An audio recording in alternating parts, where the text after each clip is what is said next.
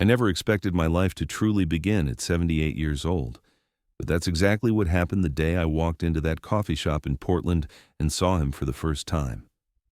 His name is Elliot, and we'd been writing letters to each other for 60 years. 60 years of words on paper, of shared thoughts and dreams and fears, of a connection that defied explanation. And in all that time, we'd never once met face to face. It started when I was 18, back in 1963. My high school had this pen pal program with a school in Maine, and I was assigned to write to a boy named Elliot Hayes. I remember thinking it was strange, being paired with another boy instead of a girl, but my teacher, Mrs. Henderson, said it was random selection. I figured I'd write one obligatory letter and be done with it.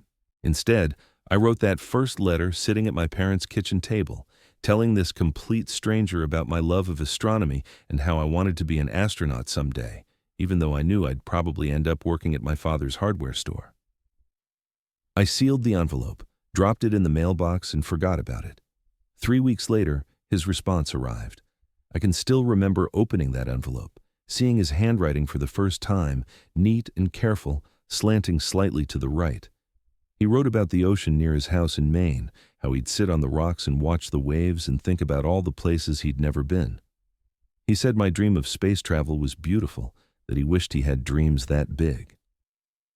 There was something in his words, a loneliness that matched my own, and I found myself writing back immediately. We wrote about surface things at first, school, family, hobbies. He told me about his older sister who was getting married. I told him about learning to drive, but gradually, over months and then years, the letters deepened. We started sharing things we couldn't tell anyone else. I told him about the pressure I felt from my father to take over the hardware store, how I felt trapped in a life that had been decided for me. He told me about feeling different, about not fitting in with the other boys at his school, about the weight of expectations he couldn't explain. By the time we were in our 20s, our letters had become lifelines. I'd moved to California, working odd jobs and trying to figure out who I was supposed to be. Elliot had gone to college in Boston, studying literature. We wrote about our first heartbreaks, though neither of us ever quite explained the details. We wrote about loneliness, about searching for something we couldn't name. And slowly, over years of correspondence, I began to realize that what I was searching for, what had always been missing, was the kind of connection I had with Elliot. I was 26 when I wrote the letter I'd been too afraid to write. It was 1971, and I'd just moved back home after my father had a heart attack. I was sitting in my childhood bedroom, feeling like I'd failed at life, and I wrote to Elliot about the truth I'd been hiding. I told him I thought I might be different in a way that the world didn't accept. I told him I'd never felt right dating women, that I'd been pretending for so long I didn't know who I really was anymore. My hand shook as I sealed that envelope. I was terrified he'd stop writing, that I'd lose the one person who truly knew me. His response came faster than usual, just 10 days later. The envelope felt heavier. Inside were 6 pages, front and back, his handwriting more rushed than usual, like he'd written it in one sitting. He said he understood because he was the same. He said he'd known since he was 15 but had never told anyone. He said my letter had given him the courage to finally admit it to himself. And then he wrote something that changed everything. He said, "I think I've been writing to you all these years because some part of me knew. I think I've been in love with you through every letter, Adrian." I sat on my bed and cried reading those words. I was 26 years old, and someone had just told me they loved me. And it was the first time in my life that love felt right. I wrote back the same day. I told him I loved him too, that I'd loved him for years without knowing how to name it. And that's when something strange happened. Instead of making plans to meet, instead of figuring out how to be together, we just kept writing. I think we were both afraid. It was the 70s, then the 80s, and being two men in love wasn't something you could just be open about. Elliot was teaching at a university in Maine. I was running my father's hardware store in California after he passed. We both lived closeted lives, dated women occasionally to keep up appearances, attended family gatherings alone. But every week, like clockwork, we wrote to each other. We wrote about everything, our daily lives, our dreams, our fears. We wrote about politics and books and movies. We wrote about aging, about watching the world change around us, and we always signed our letters the same way. He wrote, "Yours always, Elliot." I wrote, "Forever yours, Adrian." People asked sometimes why I never married. My mother worried about me being alone. Friends tried to set me up. I just smiled and said I was married to my work. The truth was, I wasn't alone. Every Tuesday, Elliot's letter would arrive. Every Saturday, I'd write mine. We had a relationship that spanned 6 decades, built entirely on paper and ink and the courage to be honest with each other, even when we couldn't be honest with the world. We talked about meeting, of course, dozens of times over the years. In our 30s, we made plans twice, but something always came up. Work obligations, family emergencies. In our 40s, we both admitted we were scared. What if meeting ruined what we had? What if the reality couldn't match the intimacy we'd built through letters? In our 50s and 60s, we convinced ourselves we were too old, that it was too late, that what we had was enough. And maybe it was. Maybe those letters were the truest relationship either of us ever had. But last year, everything changed. I was 77, and I had a minor heart attack. Nothing serious, the doctor said, but it was a warning. I spent 3 days in the hospital, and all I could think about was Elliot. I thought about 60 years of letters, of a love I'd never touched, never seen, never held. I thought about dying without ever looking into his eyes, and I realized that I'd been a coward. We'd both been cowards. We'd let fear keep us apart for 6 decades, and suddenly that seemed like the saddest thing in the world. I wrote to him from the hospital. I told him about the heart attack, and I told him I didn't want to die without meeting him. I said I was done being afraid, done letting the world dictate how I lived my life. I was an old man with nothing left to lose, and I wanted to spend whatever time I had left being brave. I asked him if he'd meet me. I suggested Portland, halfway between us. I gave him a date, a time, a coffee shop, and then I mailed the letter before I could change my mind. For 3 weeks, I heard nothing. I checked the mail every day, my heart racing every time I opened the mailbox. I started to think maybe I'd finally pushed too far, asked for too much. Maybe Elliot was content with our paper relationship. Maybe he didn't want the complication of reality. I tried to prepare myself for the possibility that he'd say no, or worse, that he wouldn't respond at all. Then his letter arrived. It was short, just 1 page. He said yes. He said he'd been thinking the same thing, that his own health wasn't what it used to be, that he'd been regretting all the years we'd wasted being apart. He said he'd be at the coffee shop on the date I suggested. And then he wrote, "I'm terrified, Adrian, but I'm more terrified of never knowing what your hand feels like in mine. See you soon. Yours always, Elliot." The next 2 months were the longest of my life. I was nervous in a way I hadn't been since I was a teenager. I worried about everything. Would he be disappointed when he saw me? I was an old man now, bald and wrinkled and soft around the middle. Would we have anything to talk about in person, or had we already said everything through letters? What if the chemistry that existed on paper didn't translate to real life? What if we'd built up this meeting so much that reality couldn't possibly measure up? I told my neighbor Karen where I was going. She was the only person who knew about Elliot, the only one I'd ever trusted with the truth.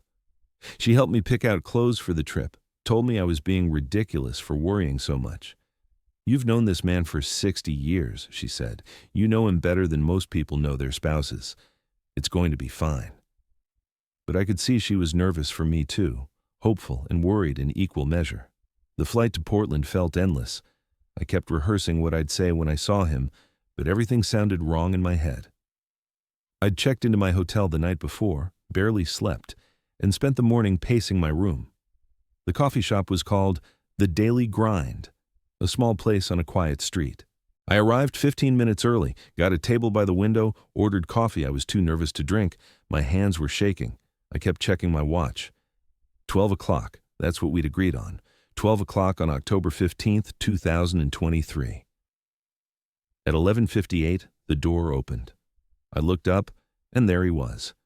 I knew him immediately, even though I'd only ever seen one photograph of him from his 30s. He was tall, thinner than I'd imagined, with white hair and kind eyes behind wire-rimmed glasses. He was wearing a blue sweater, and he looked as nervous as I felt. Our eyes met across the coffee shop, and for a moment We just stared at each other.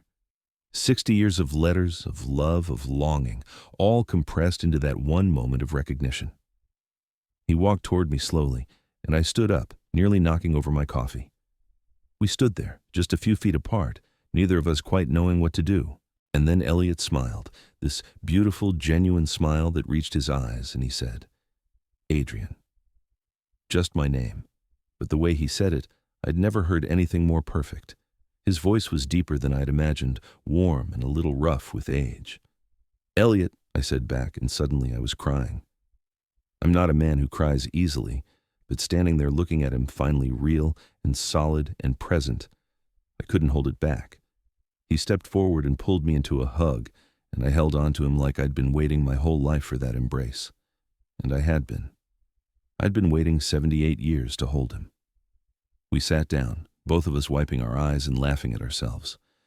"I'm sorry," he said. "I promised myself I wouldn't cry." I told him I'd made the same promise.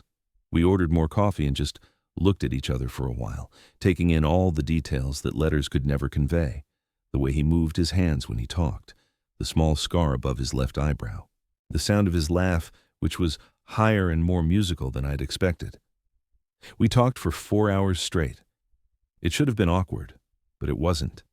It was like continuing a conversation we'd been having for 60 years, except now I could see his expressions, hear his voice, reach across the table and touch his hand. We talked about our lives, about the letters, about all the years we'd wasted being apart. He told me about the box in his closet that held every letter I'd ever sent him, over 3,000 of them. I told him I had the same box, that I'd read through them sometimes, remembering who we'd been at different stages of our lives. "Why did we wait so long?" I asked him at one point. He was quiet for a moment, his fingers wrapped around his coffee cup. "Fear," he finally said. "Fear of being hurt, fear of losing what we had, fear of living authentically in a world that didn't want us to exist, but mostly fear of being happy, I think. Isn't that strange? We were more afraid of happiness than loneliness."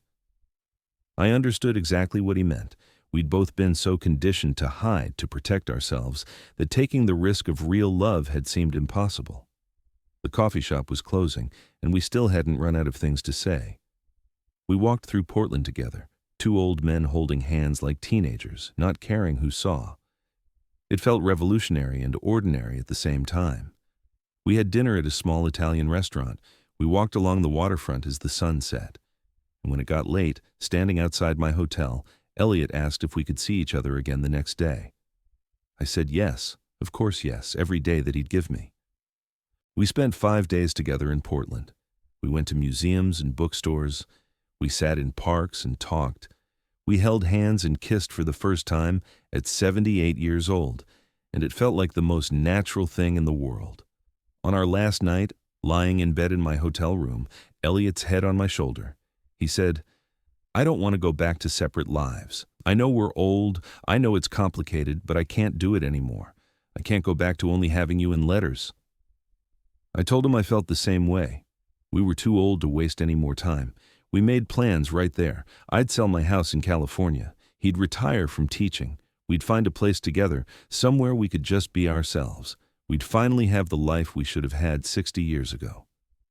"Better late than never," Elliot said, and I kissed him and agreed. That was 6 months ago. We live in a small house in Oregon now, right between where we each came from.